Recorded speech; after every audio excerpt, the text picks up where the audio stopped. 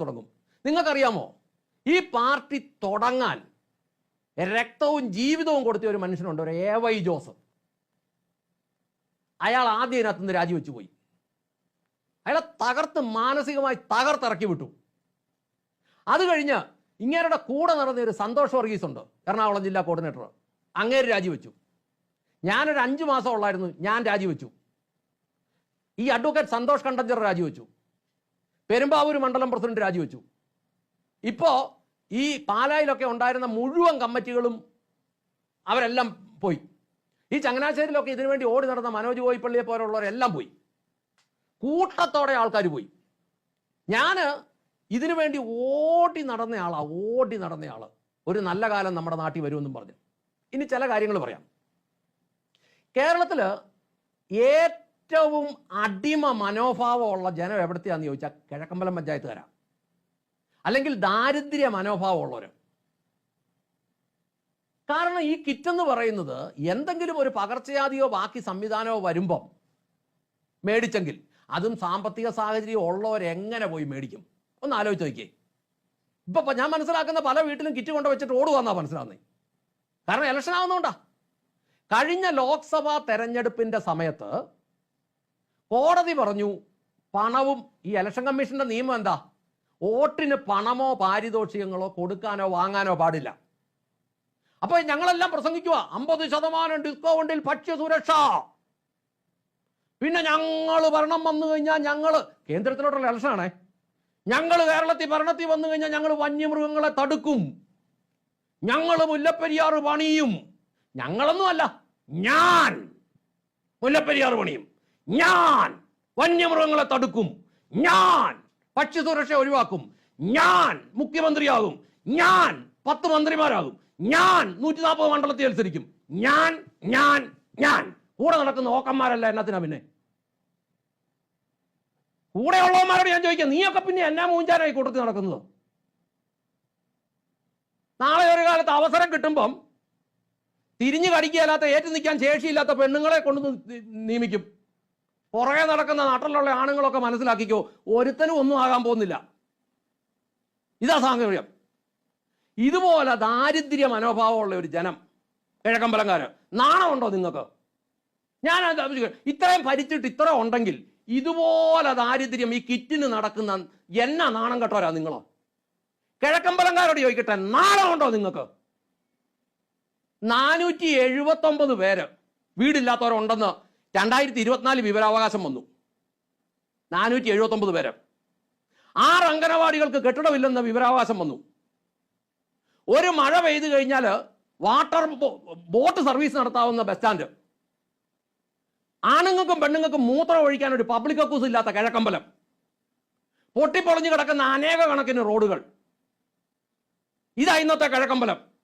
നിങ്ങൾ social media കാണുന്നൊന്നുമല്ല Kizhakkambalam. അത് അവിടെ ചെന്ന് കണ്ടിട്ടുള്ള ആമ്പിള്ളേരോട് ചോദ്യം ഇല്ല. നിങ്ങൾ ഒരു ദിവസം ഈ കിറ്റക്സിന്റെ ക്ഷണം സ്വീകരിച്ച് അതിലൂടെ പോകാതെ, അല്ലെങ്കിൽ സാബുവിന്റെ ക്ഷണം സ്വീകരിച്ച് പോകാതെ, 2020യുടെ ക്ഷണം സ്വീകരിച്ച് പോകാതെ നിങ്ങളൊരു വണ്ടി എടുത്ത് അതിന്റെ ഗ്രാമങ്ങളിൽ കൂടെ ഒന്ന് കറങ്ങിക്കേ, 2020 എന്നതാണെന്ന് അറിയണമെങ്കിൽ. തെറി പറയുന്നവന്മാരെ എഴുതി വെച്ചോ, എനിക്ക് പ്രശ്നമൊന്നുമില്ല, 2 ചാനലും പൊക്കോട്ടെ, എന്നാലും എനിക്ക് വിഷയമില്ല. നീയൊക്കെ എന്നാ വിചാരിച്ച ഞാൻ പേടിച്ചങ്ങോട്ട് അങ്ങ് വരണ്ടു പോയെന്നോ? അങ്ങനെയൊന്നും പോകുകയല്ല മോനെ. എനിക്ക് പോകാൻ ഇത് മാത്രമേ ഉള്ളൂ, ഒരു ജീവൻ മാത്രമേ ഉള്ളൂ. 1.25 കോടി ചോദിച്ചെന്ന് മൊയിലാളി പറഞ്ഞു. താവു 2 കോടിക്ക് തീർത്തെന്ന് അണി പറഞ്ഞു. എടാവേ, മൂന്നാനപ്പള്ളി ബിജുവിന്റെ കടയിൽ ഞാൻ പലചരക്ക് മേടിക്കുന്ന കടയാ, ഇപ്പോഴും 20,000 രൂപ കൊടുക്കാൻ കിടപ്പുണ്ട്. അങ്ങനെ ഉണ്ടെങ്കിൽ 2 കോടി രൂപ കിട്ടിയെങ്കിൽ ആദ്യമേ പലചരക്കടയിലെ പൈസ കൊണ്ട് കൊടുക്കണ്ടേ? എൻ്റെ കൂട്ടുകാരൻ്റെ കടയാണ്, അതുകൊണ്ട് ഇത്ര ധൈര്യമായിട്ട് ഞാൻ പേര് പറഞ്ഞു. അല്ലെ ഞാൻ അത് പറയാലായിരുന്നു. അയാൾക്ക് കൊടുക്കാനുണ്ടെന്നാണ് പറഞ്ഞത്, അയാൾ എനിക്ക് തരാനുണ്ടെന്നല്ല പറഞ്ഞത്. ചുമ്മാ എഴുതി തള്ളുമ്പോൾ കോടി.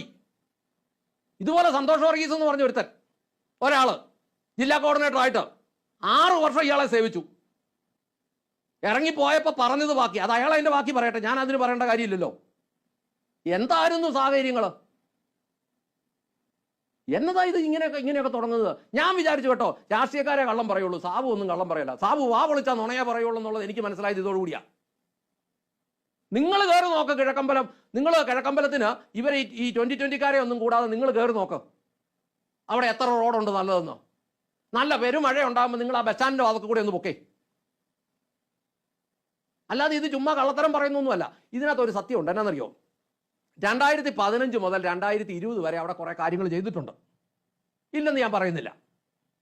അന്ന് കമലഹാസൻ, ജയറാം, ശ്രീനിവാസൻ, സിദ്ദിഖ് ലാല്, സിദ്ദിഖ്, ഒത്തിരി വൻ വ്യവസായികൾ എല്ലാം കൂടെ ഉണ്ടായിരുന്നു.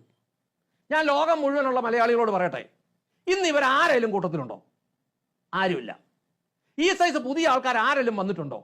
ഇല്ല. കമലഹാസൻ ജീവനോടെ ഇല്ലേ? ജയറാം ജീവനോടെ ഇല്ലേ? ഇനി ഈ വൻ വ്യവസായികൾ ഈ കൂടെ ഉണ്ടായിരുന്നവരെല്ലാവരും ജീവനോടെ ഇല്ലേ? ആരും എന്നാ ഇതിനകത്തുനിന്ന് പോയത്? എന്നിട്ട് അവരുടെ വീഡിയോ ഇന്ന് വിട്ട് കാണിക്കുക കേരളത്തില് പാട്ടാ. അന്നത്തെ കാര്യം തന്നെ വീണ്ടും അടിച്ചടിച്ച് വിടുക. ഈ പ്രാവശ്യം അതല്ലാതെ എന്നാ ഇടാനുള്ളത്? നിങ്ങൾ ഈ 2020 മഹാസമ്മേളനങ്ങൾ എന്ന് പറയുന്ന ഓരോ മീറ്റിങ്ങിലും നോക്കിക്കോ, ഈ കാണുന്നത് മുഴുവൻ പഴയ കാര്യങ്ങളാണ്. ആ പഴയ കാര്യങ്ങൾ PR ടീമിനെ വെച്ച് വെച്ചങ്ങലക്കുക. PR ടീമിനെ വെച്ച് എങ്ങനെ ഭരണം പിടിക്കാമെന്ന് സാബുവിന് നല്ലപോലെ അറിയാം. അതാ സാബു ചെയ്യുന്നത്. സാബു അത് ചെയ്യുന്നതിന് ഞങ്ങൾക്ക് പരാതിയൊന്നും ഇല്ലായിരുന്നു. എനിക്ക് ഒട്ടും പരാതിയില്ലായിരുന്നു. ഞാൻ എൻ്റെ വഴിക്ക് മാന്യമായിട്ട് പോയതാ. ഞാൻ പറയാൻ വേണ്ടി ഇരുന്നതുമല്ല.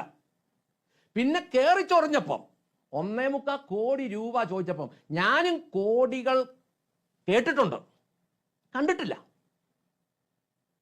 കാരണം എൻ്റെ കാരണവന്മാർ അത്രയും വലിയ കമ്പനിയൊന്നും എനിക്ക് ഉണ്ടാക്കി തന്നില്ല, അതുകൊണ്ട് എനിക്കറിയത്തില്ല. പക്ഷെ കോടി എന്ന് പറഞ്ഞാൽ ഞാൻ മിനിങ്ങാന്ന് മനസ്സിലാക്കിയ ഒരു കാര്യമുണ്ട്. ഒരു ഇയർ ബാലൻസ് പോയാൽ ഏത് വലിയവൻ്റെ വെടിതീരും, അത്ര ഉള്ളത് ഞാൻ മനസ്സിലാക്കിയ കാര്യമാണ്. കാരണം തല നേരെ നിൽക്കുകയല്ല, വലതുവശത്തോട്ട് ഇങ്ങനെ പോവുക, തെരുതെരന്ന് വാളും. ഇങ്ങനെ മറ്റേക്കൂട്ട് വാളല്ല കേട്ടോ, ഛർദി. ഇതും കൂടെ വന്നു കഴിയുമ്പോൾ എൻ്റെ കൊച്ചുമകനൊക്കെ പേടിച്ചു പോയി. അപ്പൊ ഞാൻ പറയുന്നത് ഇത്രേ ഉള്ളു കോടിയുടെ വില. അതുകൊണ്ട് കോടിയുടെ പേരിലൊന്നും നെകളിക്കാതെ, ഇത് നിങ്ങൾ എന്നെ കൊണ്ട് പറയിച്ചതാ സാബു. ഇനി ഇതുപോലെ പലരും കയറ്റുമെന്ന് പറയും. അതിന്റെ സുഖം എന്നാന്ന് ഈ പ്രാവശ്യത്തെ ഇലക്ഷനിൽ നിങ്ങൾ മനസ്സിലാക്കുകയും ചെയ്യും. ഇനി ഞാൻ പറയാം, ഞാൻ തന്നെയാണ് പറയുന്നത്, എന്നാലും ഞാൻ പറയാമെന്ന് പറഞ്ഞാൽ അതെൻ്റെ ഒരു ഭാഷയായിപ്പോയി. ഈ കഴിഞ്ഞ ഇലക്ഷനിൽ, ലോക്സഭാ ഇലക്ഷന്റെ സമയത്ത് 15 ദിവസത്തിനായി ഭക്ഷ്യസുരക്ഷാ മാർക്കറ്റ് കോടതി സ്റ്റേ ചെയ്തത്. ഈ സാബുവിന് ജനസേവനമാണ് ഉദ്ദേശമെങ്കിൽ 16ാമത്തെ ദിവസം ഇത് വീണ്ടും തുറക്കാൻ മേലെ. ഇയാൾ എന്നാ ഇത് തുറക്കാഞ്ഞത്? ഇയാൾ തുറക്കാഞ്ഞത് ഇയാൾ ജനത്തിനെ സേവിക്കുക എന്നുള്ളതല്ല ഇയാളുടെ ഉദ്ദേശം. എന്നിട്ട് അത് കഴിഞ്ഞ് പറഞ്ഞ് എൻ്റെ വോട്ട് മേടിച്ച് തിന്നവന്മാർ, നന്ദിയില്ലാത്തവന്മാർ എനിക്ക് വോട്ട് ചെയ്തില്ലെന്ന്. ആ വീഡിയോയും എൻ്റെ ഇരിപ്പുണ്ട്. ഈ സാബു ഓരോ സമയത്തും പറഞ്ഞ മുഴുവൻ വീഡിയോയും എൻ്റെ ഈ സ്റ്റോക്കുണ്ട്, ചുമ്മാതൊന്നുമല്ല പറയുന്നത്. എന്നാൽ ഞാൻ ഇറക്കിയെന്ന് പറയുന്ന ഒരു പ്രസ്താവന സാബുവിന് കാണിക്കാവോ? ഞാൻ 2020 എന്നതേലും പറഞ്ഞ് എന്തെങ്കിലും മോശം വീഡിയോ ഇറക്കിയെന്നും പറഞ്ഞ് ഒരു വീഡിയോ സാബുവിന് കാണിക്കാവോ? അല്ലെ കൂട്ടത്തിലുള്ളവന്മാർക്ക് കാണിക്കാവോ? എന്നാൽ നിങ്ങൾ ഈ കമന്റ് എഴുതുന്നവർ ഒരു കാര്യം മനസ്സിലാക്കണം. നിങ്ങൾക്ക് വല്ല ശമ്പളമൊക്കെ കിട്ടുന്നുണ്ടെങ്കിൽ നിങ്ങൾ മേടിച്ചു, എനിക്കതൊന്നും കുഴപ്പമില്ല. ഒത്തിരി കോടി കയ്യിലുണ്ടല്ലോ, പറയാൻ മേടിച്ചോണ്ട് പോകും. കിറ്റ് നാട്ടുകാർക്ക് കിട്ടുന്നത് മേടിച്ച് നിങ്ങളും കഴിച്ചോ. ഇങ്ങനെയാലും ഇവൻ്റെയൊക്കെ കുറേ പോട്ടെ.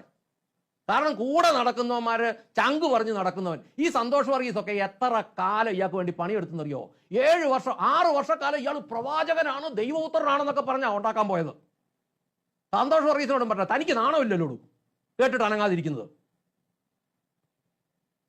ഇതുപോലെ എല്ലാ മനുഷ്യരും എത്ര പേരാ രാജിവെച്ചത്? നീ ഒരു കണക്കൂടെ ഞാൻ പറയാം. കഴിഞ്ഞ ലോക്സഭാ ഇലക്ഷനിൽ ചാലക്കുടി മണ്ഡലത്തിൽ കിട്ടിയത് 1 ലക്ഷത്തിൽ താഴെ വോട്ട്, 4ാം സ്ഥാനത്ത് പോയി. അന്നേരം അപ്പുറത്ത് കിട്ടിയത് ആന്റണി ജോഡിക്ക് കിട്ടിയത് 42,000 വോട്ട്, 1.5 ലക്ഷം വോട്ടാണ് കിട്ടിയത്. അതിനുശേഷം ഇതിനകത്തുനിന്ന് കൂട്ടരാജി ഉണ്ടായത്. ഈ പ്രാവശ്യം കഥ അറിയത്തില്ലാത്ത കുറച്ച് പാവങ്ങൾ വന്ന് കയറിയിട്ടുണ്ട്. അതുങ്ങൾ ഓർക്കും ഇപ്പൊ ഭക്ഷ്യസുരക്ഷ വരും. ഞാൻ കാഞ്ഞിരപ്പള്ളിയിലും പാലായിലും കൊല്ലത്തും ഒക്കെയുള്ള 2020 സ്ഥാനാർത്ഥികളോട് പറയട്ടെ, നിങ്ങൾ അവിടെ എങ്ങാനും ചെന്ന ആൾക്കാരോട് ഭക്ഷ്യസുരക്ഷ ഉണ്ടാക്കാവുന്നതിനും പറഞ്ഞാൽ ഇയാൾ ഉള്ളതും കൂടെ നിർത്തിയിട്ട് നിൽക്കുക. കിഴക്കമ്പലത്തിന് ശേഷം